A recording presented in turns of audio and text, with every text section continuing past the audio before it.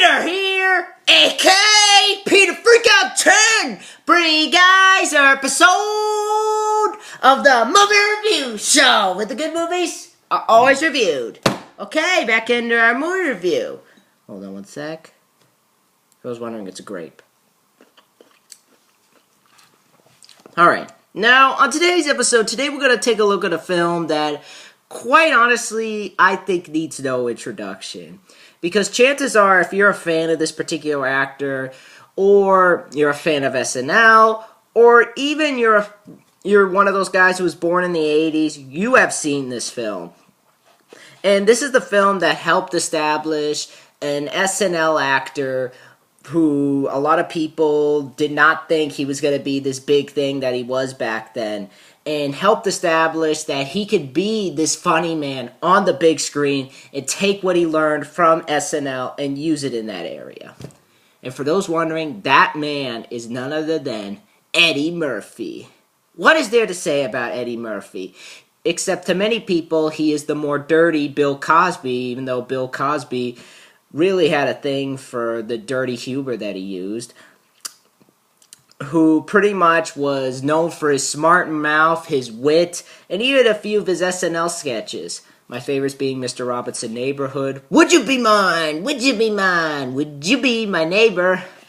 When he's acting like Mr. Rogers, which Mr. Rogers actually kind of likes the sketches, even though he said they are offensive. I found it to be funny, but pretty much in some of those that I found funny was like the one where he's acting like Santa, and he actually is like, maybe if nobody's home, I'll break in. Or when he tries to sell like the Cabbage Patch Kid, but he puts a piece of cabbage on it. Mr. Robinson, did you sell my daughter a piece of lettuce with a doll body? Or something like that. Or when he's talking about summer, or the nutrition one, which I found hilarious. Eddie Murphy is just one of those guys I can watch and have a laugh, no matter what skit he's on. He's always there to make me laugh, especially when I'm down in my luck. So I figured, why not start reviewing his films? And I figured, why not start here with the film that actually helped elevate him from where he was originally. And this was actually my first time watching this film, so first impressions are always needed, especially with a film like this. But what film is that, you may be asking? That film is none other than 48 Hours. Now, 48 Hours, this is a film made back in 1983, and it was directed by Walter Hill. Now, Walter Hill, before this, actually directed The Warriors, and actually have it over here, was planning on reviewing it, which was also produced by Lawrence Gordon, who also produced this film, along with Joel Silver. He also did Streets of Fire, Red Heat with Arnold Schwarzenegger, and Last Man Standing with Bruce Willis. So he's done a lot for the action genre. And he also directed the sequel to this movie, forgot to mention that, another 48 Hours, which I haven't seen. Might see it after I review his other films, but yeah. But how this film got made was, it started back in 1971, where Lawrence Gordon actually wrote a story about a convict who actually kidnapped the daughter of the mayor of a particular area and strapped dynamite to her in order to ransom demand. If the ransom wasn't brought in time, he would blow her up. And the story was going to revolve around this angry cop who, in order to basically get an idea on how to stop him, he goes and finds his old partner. And basically insanity ensues.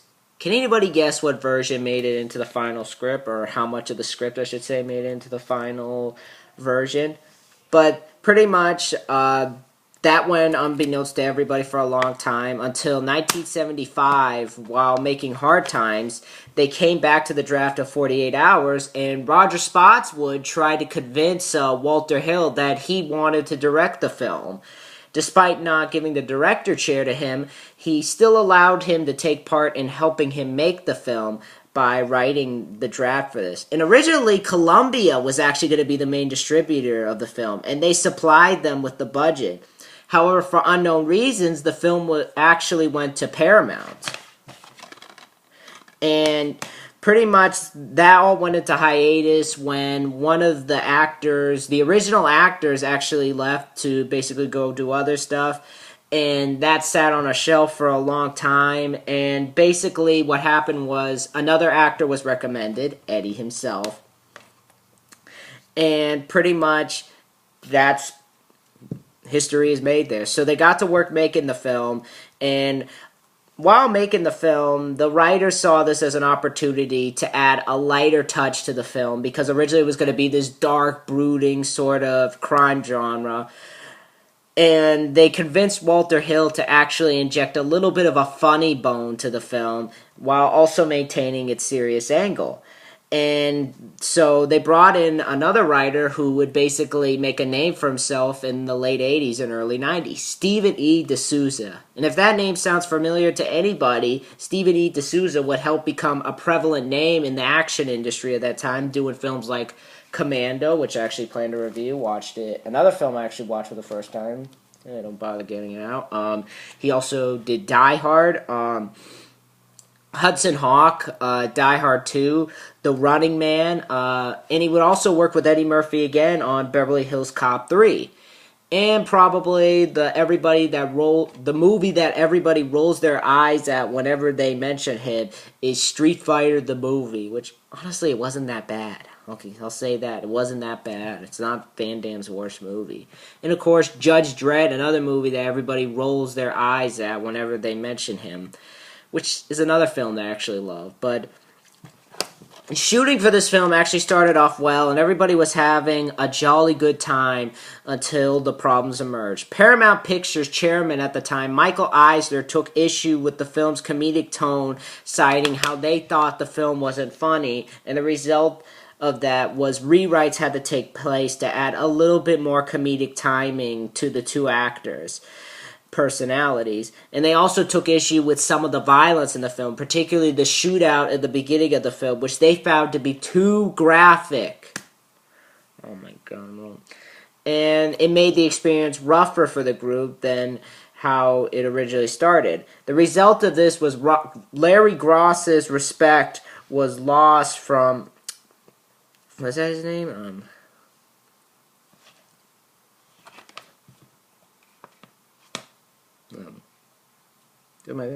Yeah, Larry Gross's respect was lost from Paramount, and he said, "I will never work with Paramount again." And also with the film, after it was done being made, the promotion actually had in a magazine, Coming Attractions, an issue that described the film as one of the rare instances of Hollywood in recent years to make use of an all-black talent, because not only was Eddie Murphy involved, but they also had the Busboys signed on to write a song for the film, or 4 new songs. So, the film was given a Christmas season release of December 10th, 1982, and was a huge box office success and opened to number 3 at the box office behind The Toy and Airplane 2. And grossed a total of $4 million its opening weekend, ending its run with $78 million. The film was a box office hit and landed on number 7 of the highest grossing films of 1982. Along with that was a good critical reception, 92% on Rotten Tomatoes and a 6.9 on IMDb. I wish I know those. It was a breakout role for Eddie Murphy, as I said, and there was also talk of him earning a nomination for Best New Star in an Action Film. And Roger Ebert also awarded the film a 3.5 out of 10, ending his review with, "Nolte and Murphy are human, vulnerable and touching, also mean, violent, and chauvinistic. It's that kind of movie." Now, I gotta be honest here. As I said, I never saw this film till now.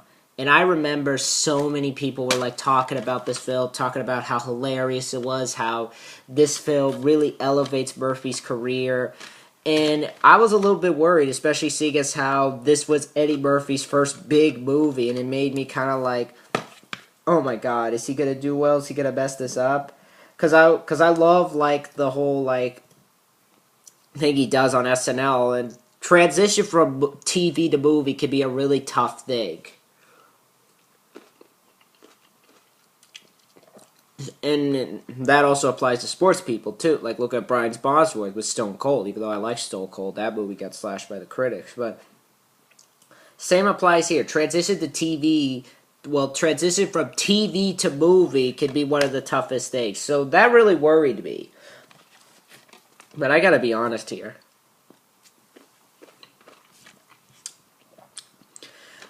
My cousin actually was talking about how hilarious this film was. It was actually like you'll love it. It's so funny. You'll think twice before saying that. Because I told him I was worried about this film not being funny. He said you'll think twice.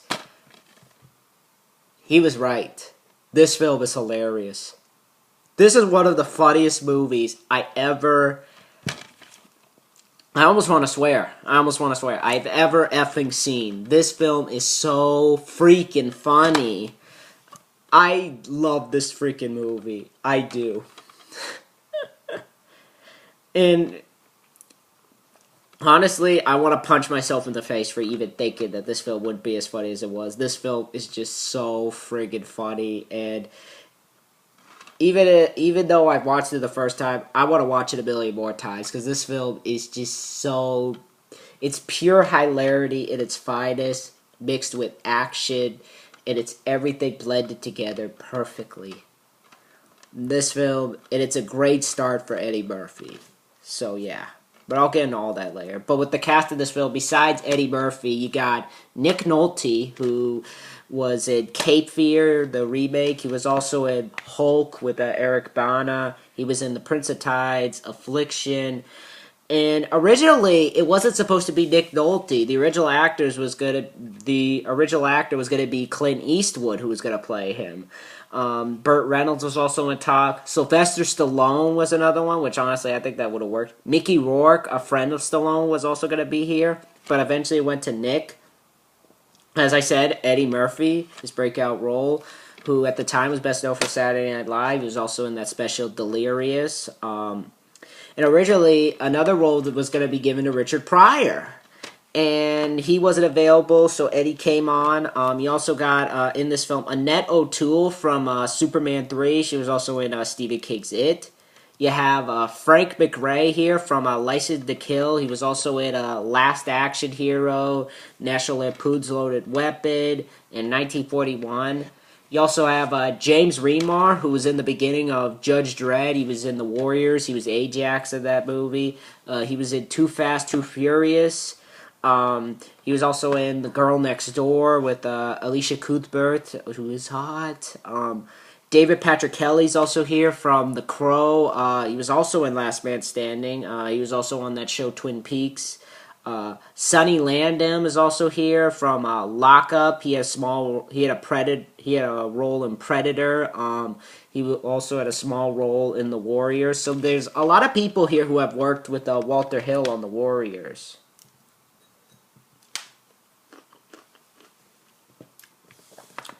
And Byron James is also here. May he rest in peace. From Blade Runner, he was in Striking Distance, Tango and Cash with Stallone and Kurt Russell.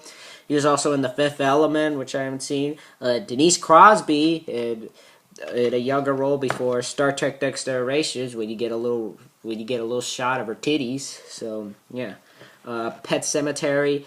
She was in Dolly Dearest, Deep Impact. She was also in. But huge cast, and I'll get into all of them later. But anyway, the basic plot of the film is basically this. We meet this guy named Jack Cates, played by Nick Nolte, who is working in the San Francisco Police Department and is going through a hard time, not only on the job, but also with his boss Hayden, played by Frank McRae, who is beating him down for not playing by the book. And his wife Elaine, played by Annette O'Toole, is also giving him the short end of the stick because they're on the verge of breaking up. On top of that, he's not making promises to her that he can keep.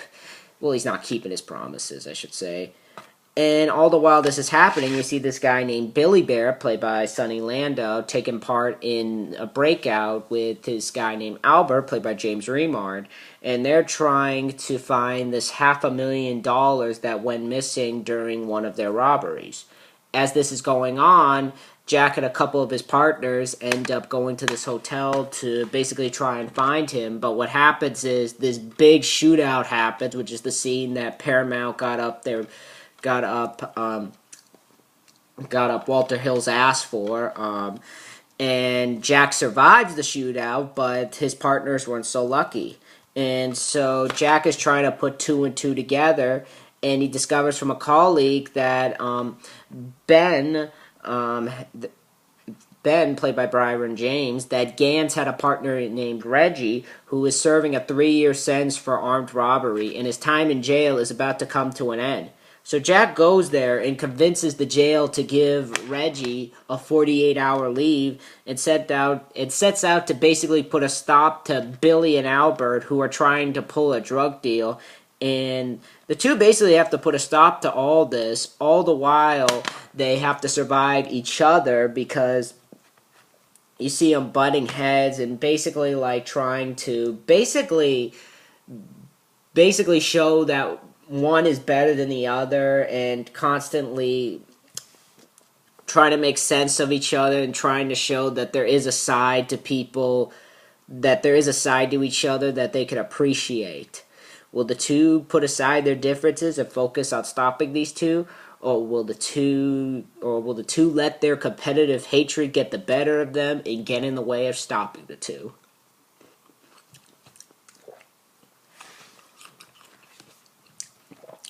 But yeah, 48 Hours, this movie is freaking hilarious. And why do I think the film is hilarious?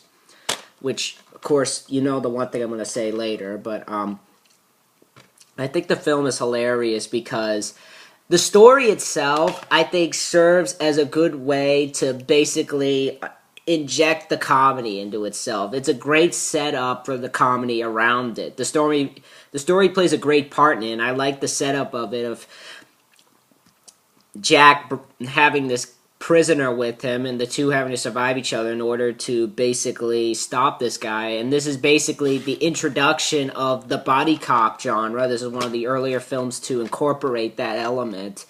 And I like that whole idea around it. I like the fact that one's a convict and one's a cop. And I like the fact that basically I like the angle that they go with where basically one's white and one's black, and like having this whole racist vibe to the two, because we see Nick Nolte's character basically picking on Reggie, because not only because he's a criminal but also because he's black. And they would never, if somebody did that nowadays, they would literally get in trouble for that, because this whole film, the film revolves around their chemistry, and the comedy goes around the two, and basically that's where the comedy lies in, is their chemistry and basically the moments that they share and whatnot. And I like that idea. I like the fact that it's really a nail on the head. It's really a racist sort of sense of humor that the film goes for, but I found myself laughing at it, and they would never ever do that nowadays. I think that's pretty much why I like it so much, is that they would never do that, and I like that whole angle. I think it's done really well, and it's funny, and it's refreshing to see that sort of film, and I respect the film for doing that sort of angle and really taking a chance with it, because I think it's done really well. And it's so un-PC, and I think that's what makes it work, is the fact that it doesn't care that it's so un-PC, because it's so in your face with it, and it's so chock full of racial comments that I think it works perfectly. And it's really funny, too. Like, the scenes where Murphy and Nolte are trading insults with each other and bickering, ring, and like the fight that the two have. It's so funny, definitely really funny. Or just the scenes where the two share, and the entire film. It's not like other cop movies where basically the two get along towards the end. The two continue to bicker with each other no matter what. And even Walter Hill said the same thing. Like, the movie is basically a buddy cop film, even though the two hate each other throughout. And he'd be right on that. Granted, you do see them smiling a bit, but you never get the feeling that, okay, they got along, even though they solved the case. But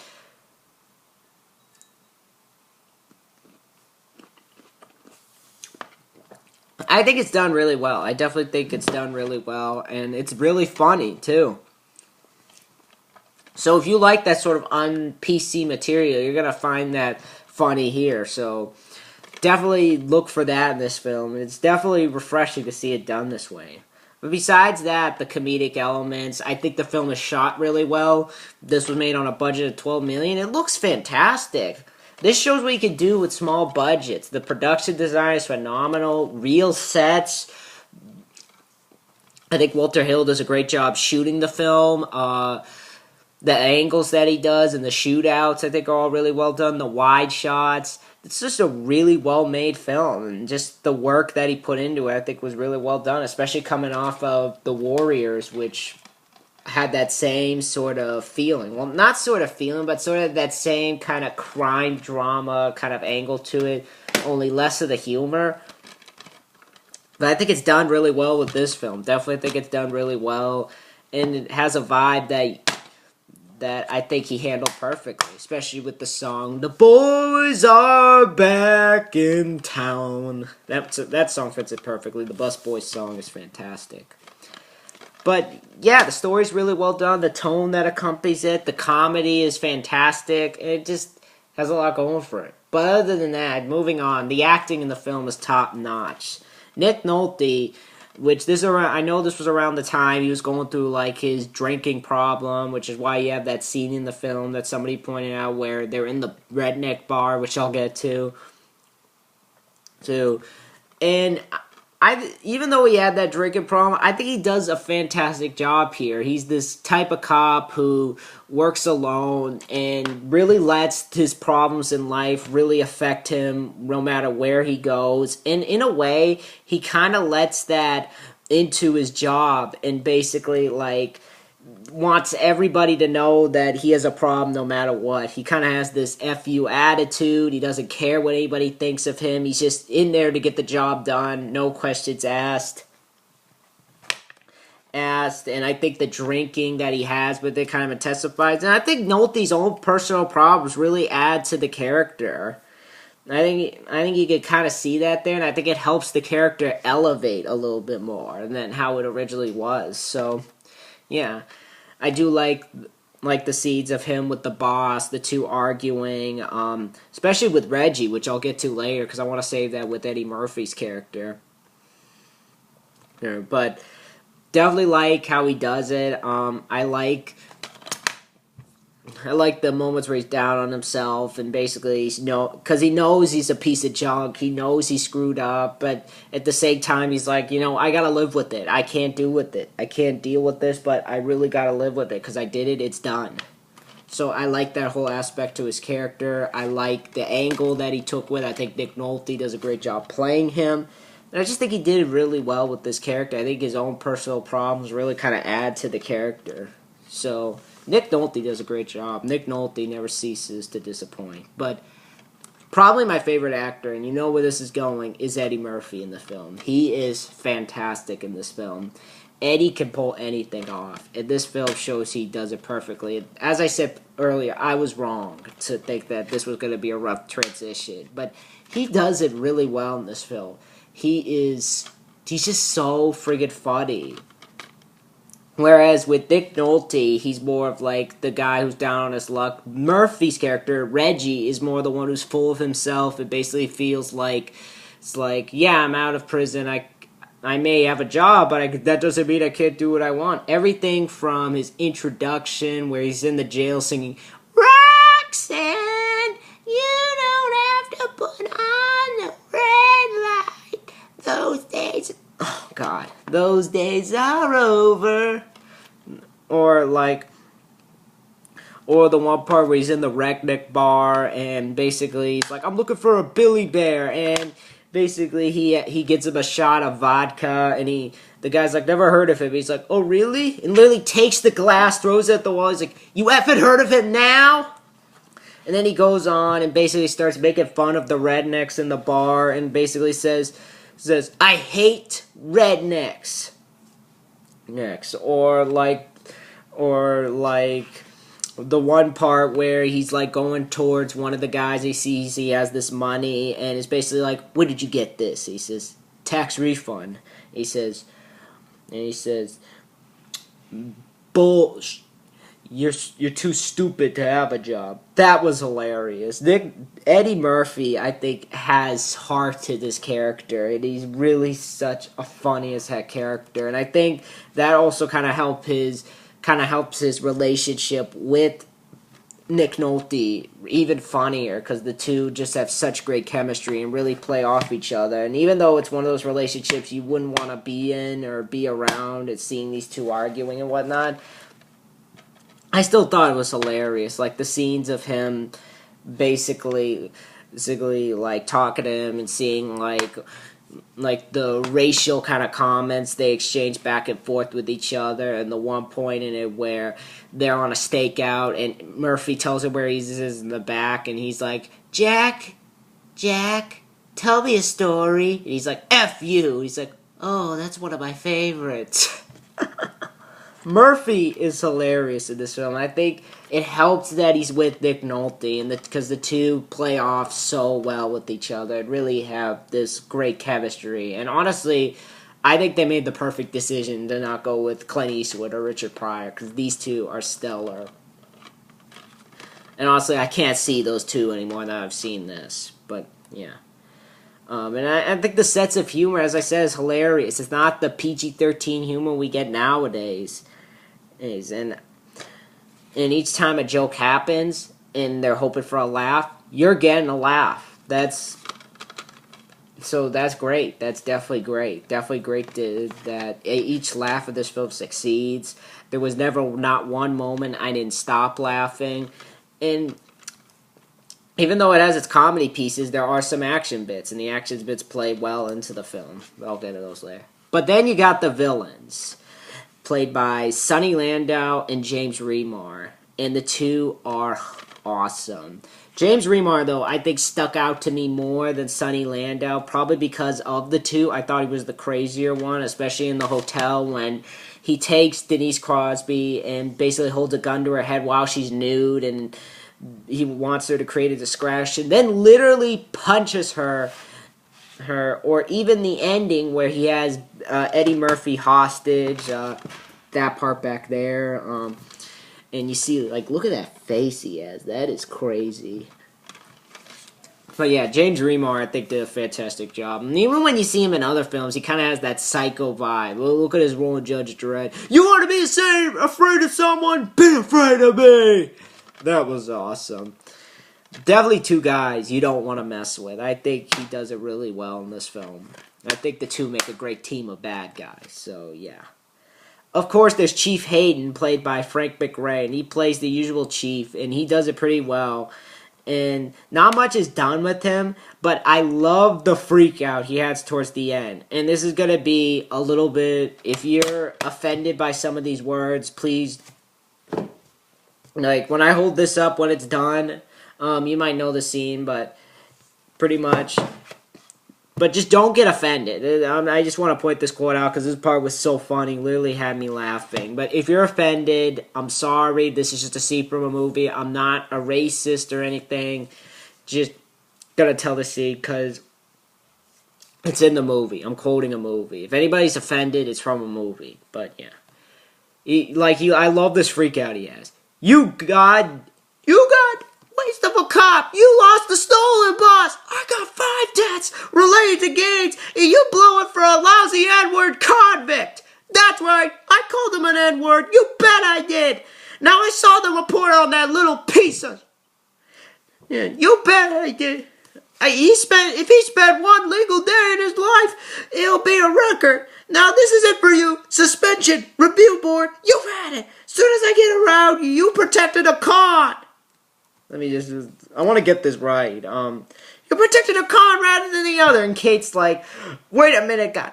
This man's got more brains than you'll ever know. He's got more guts than any partner I've ever had.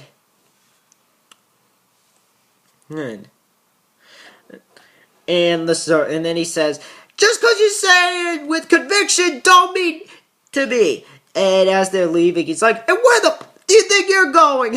And then Reggie's like, don't you think you're being kind of hard on him? And he says, you go F yourself, convict! That had me dying with laughter. And it's just like, he's just so, like, crazy. And it's just so, like, he has every right to be mad. He literally has every right to be mad. But he's taking it so, like, he's calling him the N-word, which doesn't mean heck. It isn't even an insult because you're black, too. So it's not even, like, bad or any, well, it's bad to say white people to black, but it was hilarious. It's definitely hilarious. And no, I'm not racist, but I found that hilarious how he did it in that film. Frank McRae was hilarious. He was crazy. And one person said this, this guy, Inspector Todd, should have a shouting match. Yeah, it's true. And he does it really well. Now let's do the other actors. And as I said, the film does have its action scenes, and the action scenes are fantastic. They're fantastically shot. There's great shootouts. You have some great practical blood squibs, especially that scene in the hotel room. You watch the big blood squib happen. It's just really well done, especially that scene in the subway, the car chases, real cars on real sets. All of which are accompanied by a great soundtrack. Of course, as I said, the Busboys, who would later work on Eddie Murphy's special Delirious, which I gotta watch soon.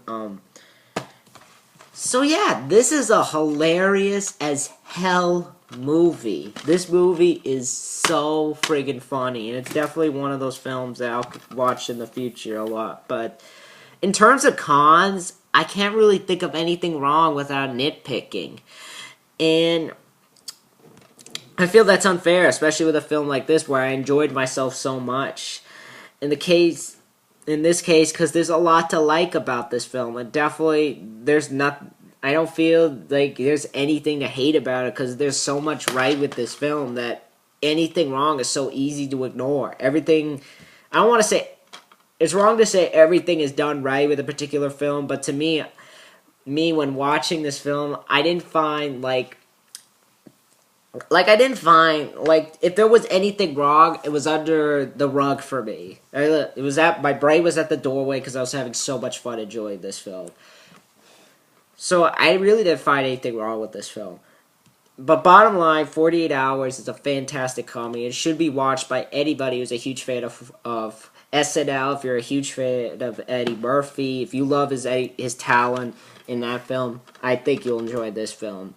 And if you want to see him go from the big screen to the small screen to the big screen and see like his first major role in the film, I definitely recommend you check out 48 Hours. This film is a classic and definitely will be watched by me over and over again. So overall, I give 48 Hours a 10 out of 10, and it deserves it. And it gets my seal of approval. Permanent seal of approval. 10 out of 10. Yeah. Seal of approval. Sorry, headphone users. So yeah, but definitely check this film out. But that's my review for 48 Hours. So next time I'm going to do a review of 13. And then I'm going to do a review on the Chronicles of Riddick Dark Fury in preparation for Chronicles of Riddick before I see that. And then I'm going to do a review on the game, which I beat yesterday, the Chronicles of Riddick. But, yeah. So it's coming, but anyway.